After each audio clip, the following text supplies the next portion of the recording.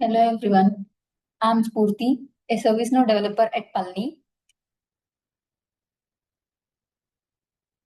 In this video, we are going to learn about the JavaScript switch statement. The switch statement is mainly used as an alternative to multiple if-else if conditions. Instead of checking the same variable over and over, we can use switch to make the code more readable. So let's see how does it work. Here is the basic syntax of a switch statement. Switch of expression. First, switch evaluates an expression. Then it compares the result with each case one by one. If a match is found, the code inside that case block runs. After execution, the break statement tells JavaScript to stop checking further cases. If no case matches, the default block runs, which acts like a fallback. Now let's take an example.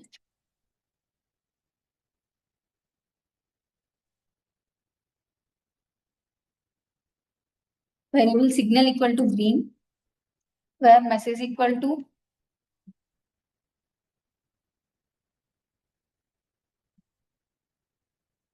switch signal,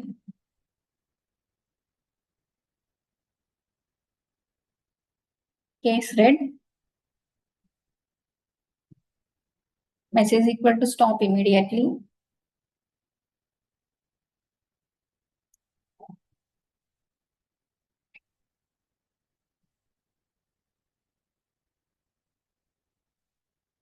break,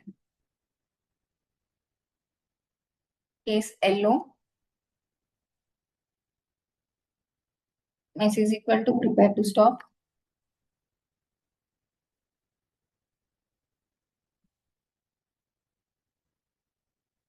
break,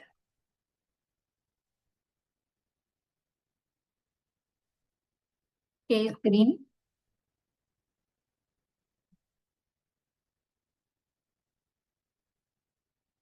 message equal to proceed, break,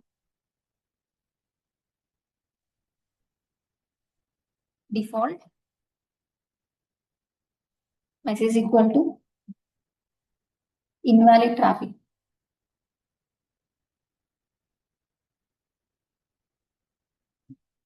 light,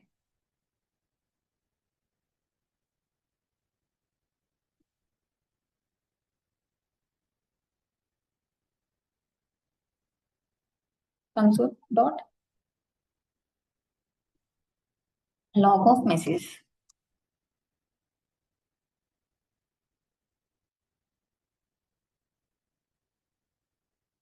Let's see how it works step by step.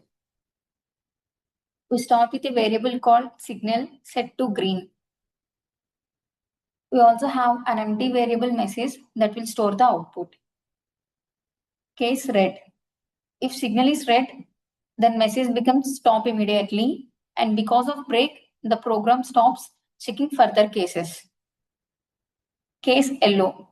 If the signal is yellow, then message becomes prepared to stop. Case green. Since our signal is green, this case matches. So the message becomes proceed. If none of the case matches, the default block would run and print invalid traffic light. When we run the code, the output is proceed. That's the JavaScript switch statement. It's a cleaner way to handle multiple possible values for a single variable. Here is a simple task. Create a JavaScript program that uses a switch statement to take a number from 1 to 7 as input and display the corresponding day of the week. If the input number is outside the range of 1 to 7, output invalid day number. Once you have completed the task, share your solution in the comment section below. If you found this video helpful, don't forget to leave a comment below. Thank you for watching.